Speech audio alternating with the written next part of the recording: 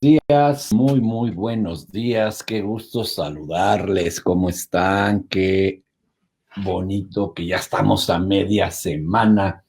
Ya estamos a miércoles. Qué bueno que nos acompañan. Les agradezco muchísimo para seguir hablando de la magia infinita, que ha gustado bastante el tema. Nos han preguntado mucho, nos mandan muchos inbox y todo esto, ¿no? Y bueno, vamos a seguir hablando de esta temática espectacular del poder que tenemos todos los seres humanos de crear y de crear lo que queramos, porque somos co-creadores y esto le llamamos, hola desde Perú, y le llamamos, Carola, hola, le llamamos la magia infinita. Gracias a Dios es miércoles de ceniza, es otro ritual de la iglesia para que recuerdes que sí, eres polvo, en polvo te convertirás, y hay otra versión muy diferente, muy, muy diferente. Pero bueno, hay que tomarlo así con apertura mental. Hola, hola, hola, hola. Entonces, desde Medellín, Alex, saludos. Entonces, amigos, ya está llegando acá la gente, Sadie, Franklin, Risa, gracias, gracias, Abby, gracias por acompañarnos. Bendiciones, buenos días, buenos días, buenos días. Pues hoy les quiero platicar de elementos, por llamarle de alguna manera, de que conforman la magia infinita, lo que requiere tener un mago aprendiz, un mago que inicia. Completa la otra versión del miércoles de ceniza. No. En el Clear les cuento y les digo, si esto yo lo cuento en un contexto abierto, sería muy duro, muy difícil. No, fíjense, yo les he dicho una y otra vez, soy defensor de Dios, soy fanático de Dios, convencido de la existencia de un Dios, pero soy muy crítico de las iglesias, que son dos cosas muy diferentes. La gente dice, no, es que si usted creyera en Dios tendría que ir a misa. Claro que no. Si usted creyera en Dios tendría que seguir los lineamientos de la iglesia. Claro que no. ¿Cuántas repito para la arca? Pues las que quieras. Mira, ya mi arca, haciendo un ritual similar a lo de las 7 cuentas, y es un mínimo, estoy hablando de un mínimo. Ayer precisamente le puse más cosas y ha crecido impresionantemente, impresionantemente. ¿Ok? Entonces, pues síguelo haciendo. Yo creo que esto de la necesidad de hacer rituales, lo voy a explicar ahorita un poquito, ¿no? Voy a tocar el tema. No es porque el ritual sea el que tenga el poder, sino porque nuestro inconsciente, el único lenguaje que entiende es el de los símbolos. Entonces, no es el ritual en sí mismo, es la simbología semiótica que genera en tu mente un ritual, un símbolo. Y esto lo vemos hablando de la iglesia, del ritual, por ejemplo, de las arras. Cuando en la iglesia te casas y te dicen, te doy estas arras como un símbolo de que voy a cuidar, que no falte nada y demás, al hombre lo toman, lo ponen como proveedor. Y cuando ella dice, tomo las arras como un símbolo, fíjate, así dice, de que voy a cuidar y administrar, la ponen como una mantenida, y eso le quita a la mujer todo su potencial de desarrollo, de capacidad, de desarrollarse, de ser triunfadora. ¿Por qué? Pues porque tengo que estar esperando a que un hombre me dé, por esa simbología. Entonces, eso no es así. La mujer tiene un potencial gigantesco más allá de estar recibiendo y administrando, que también lo hace bien. Sin embargo, en muchos casos hay un potencial gigantesco en esas mujeres que no sale porque en el ritual aceptó que ella solamente va a administrar lo que el hombre le dé. Entonces, ese tipo es una antiarca, por llamarle así. Ella queda en un estado de improductividad cuando tiene capacidad, tiene conocimientos, tiene muchas cosas. Entonces, fíjate cómo algunos rituales pueden ser negativos, aunque la intención es buena. Estaba platicándoles en el Clear que en la Divina Comedia de Dante Alighieri, que entra a los infiernos, se da cuenta que el camino del infierno está lleno de buenas intenciones. Ahí está la frase viene en el Dante, porque la intención es buena, sí, pero ya metiste a la persona a un infierno con tus buenas intenciones. La intención es buena. El camino del infierno está lleno de buenas intenciones. Mi intención no era hacerle un daño, pero ya le hiciste un daño y ya metiste a esa persona en un infierno. Entonces, eso es muy poderoso. Está escrito desde la más remota antigüedad por Dante Alighieri. El camino del infierno está llena de buenas intenciones. Es que mi intención no era hacer un daño, es que mi intención era esto, y ya lo metiste. Entonces, la magia infinita tiene dos elementos fundamentales. Fíjate que normalmente en todos los libros que encuentres de magia seria, hay magia que es de espectáculo, que no es magia, es truco. Es decir, Copperfield, David Blaine, este que me encanta, Chris Angel. Esto es una magia de tipo truco, o sea, con aparatos y cosas, y es espectacular y merece nuestro respeto. Pero si hablamos del mago de las ventas, si hablamos del mago de las finanzas, si hablamos del mago de la cirugía, no son trucos. No son trucos. El que hace una cirugía y es un mago de la cirugía, es una habilidad, es una creación que tiene. El mago de las ventas no hace un truco, vende. El mago de las finanzas vende, administra. Entonces hay gente que son magos para hacer algo, tienen capacidad de crear en algún área. Entonces, en esos libros de estos magos, no se le considera ciencia. No se le considera ciencia. Se define más bien como un arte, una capacidad, como un artista, un escultor que puede hacer una escultura como Miguel Ángel. Es un arte. Él era un mago en el sentido de hacer magia con el mármol. Hacía magia con el mármol. Cuando le preguntaron que cómo había hecho el David, a partir de una sola pieza de mármol, que por cierto era una pieza que ya había sido trabajada y nadie la quería porque tenía muchas imperfecciones. Ese bloque era una piedrota de mármol y ya había habido varios escultores que le habían empezado a meter mano y se empezaba como a romper, a resquebrajar y dijeron, no, esta no sirve. Cuando él llegó ya estaba medio picoteada la piedra y él empieza a crear el David, quizás la obra escultórica más perfecta de Miguel Ángel, y creo que muchos casos. Y le preguntaron, ¿cómo lo hiciste? Fíjate lo que él dijo, el David ya estaba en el interior, yo solamente quité el exceso de mármol. Repito, el David ya estaba en el interior, yo solo quité el exceso de mármol. La magia ya está en tu interior, la capacidad de hacer magia ya está en tu interior. Solo hay que quitar esa basura y esos pensamientos idiotas que te dicen que no puedes hacerlo. Entonces hay que quitar eso. Entonces no es una ciencia. En realidad, la magia es ambas cosas. Como les he mostrado en las últimas veces, les hablo de física cuántica y explico por qué funcionan las cosas como funcionan. Pero sí es un arte como creador, es un arte que hagas tu barca, que la construyas, que le pongas, que pongas tu letrero en el agua, que la bebas, que magnetices el agua, que la energetices.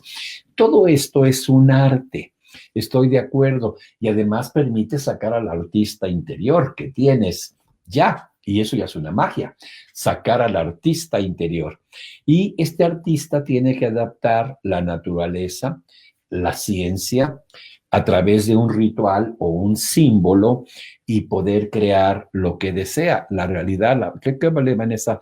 La magia infinita también es una ciencia, como les decía, que le permite al aprendiz de mago obtener el conocimiento científico a través de estudiar, a través de practicar las leyes universales para poder manifestar una realidad. Voy a ponerle un ejemplo de ciencia. Cuando yo estoy haciendo ahora el curso de la magia infinita, que va a durar 7 meses, estoy hablando de las leyes de la naturaleza, de la física cuántica, estoy hablando de la ecuación de Schrödinger, estoy hablando de la teoría de incertidumbre de Heisenberg, premios Nobel. Estoy hablando de los saltos cuánticos de Niels Bohr, que eso es ciencia, ellos ganaron un premio Nobel. Schrödinger es el que decía que el gato está vivo o muerto según lo que tú quieras, y lo demuestra en una ecuación. Entonces, es una magia, es decir, lo que quiera el observador, eso va a suceder. La física cuántica nos dice que el observador afecta el experimento. Entonces, un observador de un experimento afecta los resultados del experimento y lo demuestran matemáticamente y experimentalmente. Entonces, Heisenberg dice, los átomos no son cosas, son tendencias. Por eso está el gato vivo o muerto, reforzando la teoría de Schrödinger. Entonces, si tú quieres que esté vivo, los átomos se comportan así. Si quieres que esté muerto, los átomos se comportan así. Y él desarrolló la teoría de incertidumbre, en donde dice, no se puede medir. Si tú lanzas un átomo, no lo puedes medir porque desaparece, puede aparecer y allá. Y todavía dice él, y pueden estar los átomos en varios lugares al mismo tiempo. Uf, ahora sí que pásame de la verde para estar iguales. Qué increíble, ¿no? Él dice que los átomos pueden estar simultáneamente en varias partes. Y entonces sí, como agárrenme. Sí, nada más que el cuate ganó premio Nobel de física. O sea, no es un marihuanillo que dice, carnalito, estoy viendo un átomo.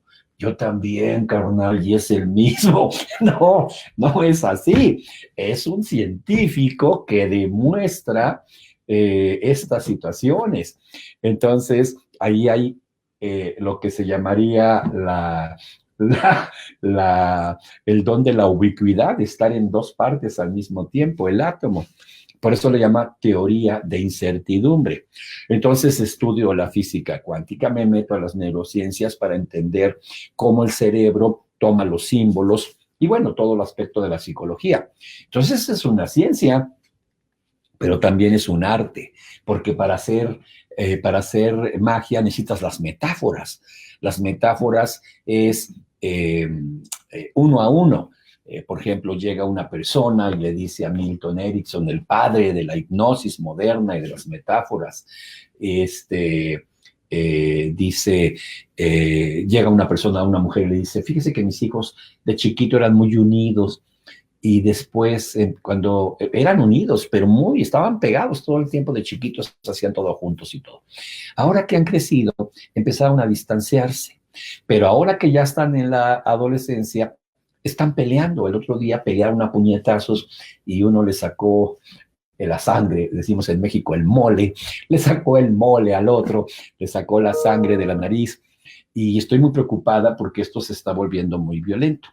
Entonces, cuando tienes eso, el mago Milton Erickson, el padre de la hipnosis, el padre de las metáforas, el gurú de la metáfora, le decía, fíjese que yo cuando hace tiempo, hace unos años, por ejemplo, si la persona le decía, mis hijos tienen ahorita 10 años, Erickson decía, hace 10 años, para crear una condición 1 a 1, 10 años, 10 años. Yo sembré 2 rosales para crear alguna condición 1 a 1. 2 hijos, 2 rosales. Esa es una metáfora y requiere un arte. Tienes que armarla sobre la marcha y tener esa habilidad. Y los sembré muy juntos. La misma situación que comentó la señora. Pero la señora está escuchando a un viejito hablar de unos rosales. Aparentemente no tiene nada que ver con su problema. Y dice, y al principio se recargaron los rosales uno contra el otro. La misma condición que dijo la señora, eran unidos y no se separaban. Y ahora que crecieron, se enredaron y con sus espinas están queriendo hacer un camino diferente y se están lastimando. La misma condición. Y le dice a la señora, ¿qué me recomienda hacer con mis rosales? Entonces la señora le dice, eh, pues creo que con mucho cuidado busque la manera de ver los puntos en donde las espinas se están lastimando y suavecito voltee las flores para evitar que se lastimen. Y entonces le dice Erickson, eso haga. Y wow, pero eso es un arte, se requiere un artista para hacer eso. Bueno, en la magia haces eso. Cuando haces el arca, cuando haces lo del vaso, estás haciendo eso, condiciones de tu vida que se van a reflejar en el rosal, para que me entiendas. Entonces, luego vienen las alegorías, que las alegorías es una suma de metáforas, o sea, no es una tras otra. Por ejemplo, el Quijote es una alegoría. El Quijote es una metáfora tras otra, tras otra, tras otra, y literalmente es una alegoría, un capítulo del Quijote, porque te da una tras otra, tras otra, tras otra, tras otra. Entonces, también tienes que aprender de simbología, de narrativa. Entonces, pues es un arte. Por otro lado, tienes que manejar la teoría de incertidumbre, la ecuación de la realidad de Schrödinger, tienes que manejar los saltos cuánticos de Niels Bohr y hacer que la persona, sin darse cuenta, a través de las metáforas, pues, a través de la... No, yo nomás mando a mi mamá a que vaya a tiznar, vaya a tiznarse. Y bueno, pues esa es una buena respuesta, ¿no? No mandaste a tu mamá a tiznar, Entonces, la teoría del caos, exactamente. Y ahora, ya no me provoquen, hombre, están viendo que decimos alegre el indio y le dan maracas, o sea, no me den pie. Sí, me vi muy decente. Me vi muy decente. Me iba a decir mi mamá, pero no, es una persona y merece respeto. Entonces, eh, bueno, ya, por favor, no me provoquen con sus preguntas. Entonces, este, la habilidad de decir cómo le hago para que la física cuántica, la teoría de Schrödinger y demás, haga saltos cuánticos la persona. Dale, más o menos por ahí va, a tiznar allá a la iglesia. Entonces, estas alegorías, estas metáforas, cómo las pongo para que haga los saltos cuánticos, para que deje de ser incertidumbre, se convierta en realidad. Es un arte. Entonces, se requieren de las dos. Entonces, para manifestar una realidad como magos, dinero, salud, amor en nuestras vidas y convertirnos en verdaderos magos, se requiere la integración absoluta de la ciencia y del arte. Entonces, la magia es las dos cosas. Es un arte y es una ciencia. Ambas cosas. Así que hay un trabajo que tenemos que hacer y aprender poco a poco. Pues no te sale a la primera. Yo me acuerdo cuando aprendía mis primeras metáforas vivas, cometía cada error, no error grave, pero sí, no me salía, pues, no me salía la metáfora. Entonces, los dos elementos son la ciencia y el arte. Entonces, hay una cosa que se llama el gran trabajo. El gran trabajo es un término de mago, el gran trabajo. Y no es más que aprender que hay una realidad científica y que esa la puedes poner en un arte. Y que cuando integras algo, el cerebro y la realidad cuántica crean la realidad que tú quieres a través de metáforas, alegorías, etcétera. Y todo esto, pues, es el gran trabajo del mago. Y entonces nosotros decimos, una persona, igual que como terapia gestal, igual como hipnosis, requiere una preparación, una preparación, una preparación, una preparación. Esto es como las fases del entrenamiento. Y entonces se abren las puertas del templo. Es una metáfora. Se abren las puertas del templo del mago. El templo simboliza un edificio donde se integran la magia y el arte. Y cuando tú haces esto, se te abren las puertas del templo para entrar a integrar la ciencia y la magia. Y es lo que se llama el gran trabajo. Yo ya no voy a la tiznada del día de hace muchos años que los rituales de ese tipo los dejé en el olvido en mi vida. No tengo nada en contra de la gente que lo hace, pero yo ya no lo hago desde hace mucho rato. Pues bien, amigos, como ven, los elementos para empezar a hacer magia infinita es entender que detrás de cada programación, detrás de cada ritual, de cada simbolismo, existe una tecnología científica de física cuántica, de psicología, de la mente inconsciente, del supraconsciente, de la semiótica del lenguaje que entiende el inconsciente, que son los símbolos, y estás usando eso a través de un ritual, una simbología que se le llama la magia infinita. Entonces, no, si haces la metáfora bien, no pasa que hay que repetirla.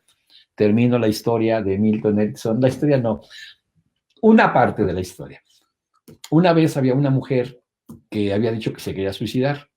En Estados Unidos, acá en los Estados Unidos, si tú estás dando terapia y llega una persona que dice, me quiero suicidar, casi tienes que tener un botón así abajo del escritorio, y debes mandar a esa persona a un tratamiento psiquiátrico. Más o menos las internan en un hospital psiquiátrico 15 días. 10 días. Les dan drogas, les dan terapia, y luego ya la dejan ir. Si tú como terapeuta, coach, etcétera, no avisas y la persona se suicida, lleva responsabilidad. Fíjate qué interesante. Entonces, el Milton Erickson recibió una persona que ya había ido con muchos psicólogos, le decía, me quiero suicidar, a terapia. Salía, iba con otro terapeuta, me quiero suicidar, 15 días al hospital. Salía, iba con otro, me quiero suicidar, 15 días. Ya había pasado un año de su vida saliendo y entrando de hospitales. Y entonces la llevaron con Milton Erickson y le dijo, no la vaya a hipnotizar, señor Erickson, no sea que se suicide. No, no se preocupe, tráigamela. Y claro, ¿qué fue lo primero que hizo Erickson? La hipnotizó y le contó una metáfora, magia. Y entonces, al otro día la mujer desaparece, no la encuentran. Entonces, pues, la familia presenta pide una investigación a ver si Erickson no la había inducido al suicidio y a lo mejor esta se había tirado al mar, a lo mejor se había tirado a una montaña y nunca van a encontrar su cuerpo. No, se metió en una situación difícil, Milton, pero acá en los Estados Unidos primero demuestra y luego eres culpable. No es como en México, que primero eres culpable y luego demuestra tu inocencia. Aquí todos son inocentes hasta que se demuestre lo contrario. Entonces el abogado decía, ¿dónde está el cuerpo? No podemos decirlo porque no hay cuerpo. Si hubiera cuerpo, entonces sí. Y sí, efectivamente, no se hizo ningún juicio ni nada porque, pues no. Pero sí fue una etapa muy difícil para Erickson. 20 años después aparece la mujer, le llama, doctor Erickson, ¿se acuerda de mí? Soy fulanita. Ah, dice, claro que me acuerdo, pues, ¿qué le pasó? Vino a una sesión, hicimos un trabajo y desapareció. Dice, la historia que me contó sobre los delfines, sobre sus hijos, sobre las ballenas, los mamíferos en el mar y la integración y todo, me fascinó tanto que me di cuenta que lo primero que tenía que hacer era alejarme de mi familia. así que me alejé. Y me inscribí en la Marina y me fui a viajar y en todo el tiempo estuve estudiando para bióloga marina con especialización en delfines. Y bueno, ahora después de 20 años lo estoy buscando porque ya quiero que me ayude a hacer la conexión nuevamente con mi familia, pero necesitaba separarme de ellos. Ese es el poder de una metáfora, por si me pregunta alguien, ¿necesito repetirla? No, se desaparece 40 años. ¿Ok? Entonces, la verdad es que si haces bien la alegoría, la metáfora y le manejas bien lo que quieres lograr desde el punto de vista de la física cuántica, de la ley de atracción y todo esto, bien hecho, una sola sesión es suficiente. Claro, al principio, como somos novatos, pues no nos va, no nos va. Nos cuesta trabajo hacer metáforas vivas. De hecho, todos los reconversores están haciendo magia. Están ellos viviendo esa experiencia de magia. Me está marcando que se me está acabando la batería. Entonces, todos mis alumnos que estudian reconversión están haciendo magia. Cuando haces un trabajo con el árbol, cuando regresas un problema, es una magia. Pero ya sabemos que no es que el poder lo tenga la cajita que regresas, sino que el inconsciente, que no maneja más que el lenguaje simbólico, comprende y devuelve el problema. No hay otra forma. No hay otra forma. Se llevarían años de terapia para lograr encontrar el problema y luego solucionarlo. Así que el mago tiene dos elementos fundamentales: la ciencia y el arte. Y ustedes, mis aprendices de magos, por ahí va. Y se puede, y cuando lo hagas, cuando puedas integrar esas dos cosas, te puedes convertir en el mago de la educación, en el mago de las finanzas, en el mago de hacer dinero, en el mago de las relaciones de pareja, en el mago de la cocina, en lo que te interese. ¿Ok? Sí, nos cambian con cuentos. Y si tú dices, jaja, la risa, ¿no me da risa? Sí, da risa, pero fíjate, la Biblia, todo el Nuevo Testamento, son puras parábolas, puras metáforas, puros cuentos. Fíjate qué interesante. Por eso han perdurado 2000 años. Tú no entiendes, no lo puedes comprender.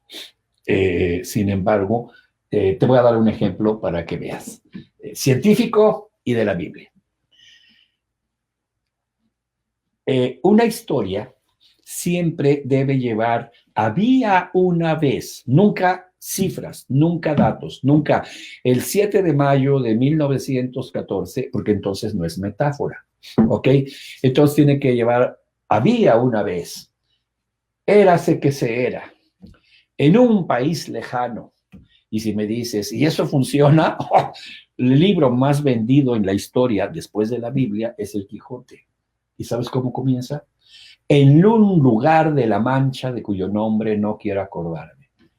¿Qué lugar? No sé. ¿Cuándo? No sé. ¿Cómo se llamaba? No quiero acordarme.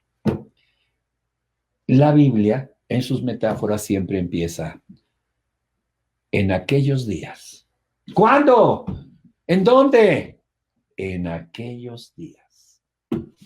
Entonces me dices, ajá, ¿sí funciona? Sí. Y luego nos vamos a la ciencia. ¿Por qué funciona cuando dicen en la historia en aquellos días? Y cuando dicen había una vez, porque el inconsciente es atemporal. El inconsciente no tiene el concepto racional del tiempo. Y cuando le dices había una vez, entra directamente al inconsciente. En aquellos tiempos, entra directamente al inconsciente. En un lugar de la Mancha de cuyo nombre no quiero acordarme, entra directamente al inconsciente. Y el Gabo, en 100 años de soledad, inicia. Muchos años más tarde, ¿cuándo? No sé, muchos años más tarde, frente al pelotón de fusilamiento, el coronel Aureliano Buendía recordó la tarde en que su padre lo llevó a conocer el hielo. Y estás atrapado desde el primer párrafo a 100 años de soledad, al Quijote de a la Biblia. Y esto ahora se demuestra científicamente por la atemporalidad del inconsciente. El inconsciente no puede entender tiempos. Ah, entonces, sí, son cuentos. En aquellos días llevó Jesús a sus discípulos al mar. Y entonces la pregunta que se hacen es, ¿por qué el mar? Y entonces aparece la ciencia. Sucede que al ser humano le pasa un fenómeno cuando ve el mar a lo lejos. Como dice la canción, en la distancia, el mar y el cielo parece que se juntan. Creo que así dice la canción. Entonces, cuando ves el mar a lo lejos, te da la impresión que el cielo y el mar se juntan. Y eso a tu mente le hace que lo divino, que es el cielo, se junte con la tierra. Y entonces vas caminando en el mar, ves hacia el mar y te sale lo filósofo barato. Es la inmensidad del mar, cómo se junta y piensas, no somos nada. ¡Qué inmensidad! Y empiezas a echar tu filosofía barata, ¿no es cierto? ¡Qué grandioso! No somos nada. Y empiezas, ¡ah! Hasta tu esposa te dice, ¿qué traes tú? Te sale lo filósofo barato, porque estás juntando el mar, que es el cielo, con la tierra. Por eso Jesús siempre llevaba a sus discípulos al mar, para que juntaran lo de Dios con lo de la tierra. Y les dice, vayan a pescar. Y estaban toda la noche intentando pescar. Y ojo, el pez en la iglesia es un símbolo que significa sabiduría. O sea, no vayas a pescar, ve a sacar sabiduría de esa unión. Y estuvieron tirando las redes y no sacaron nada. Al otro día llega el maestro y le dice Pedro, hemos estado toda la noche y no hemos sacado peces. O sea, no hemos sacado ¿qué? Sabiduría. Y entonces Jesús les dice, tirad vuestras redes a la derecha. Y ahora la ciencia sabe que el inconsciente está en el hemisferio derecho, principalmente. El creativo, el fabuloso, el lógico es el izquierdo. Y entonces tiran las redes a la derecha y entonces sacaban las redes llenas de peces. O sea, ¿de qué? De sabiduría. Todavía manda Jesús a Pedro a contar los peces. Cuéntalos. Y salen, híjole, si me equivoco, discúlpenme, 157 o 167 peces. No la traigo tan fresca. Entonces, 167, bueno, 157, 127, no me acuerdo. Sí, el inconsciente está más en tu hemisferio derecho. Están los dos, pero es más trabajo del derecho. Ahí está la creatividad, la parte artística está en el derecho. La inteligencia, la creatividad está en el derecho. Y cuentan los peces 157. Y hoy la ciencia sabe que son 157 las razas de seres humanos en la Tierra. Cuando tú vas a la iglesia y te dicen, en aquellos tiempos pues, no entiendes nada, no sabes nada. Estás ahí a los niños, no te muevas, viendo la misa y el sacerdote diciendo, y en aquellos tiempos y todo, y tú estás ya que se acabe porque va a empezar el fútbol, pero tu inconsciente, wow, 2000 años han durado las historias y los cuentos y las metáforas que se llaman parábolas de Jesús.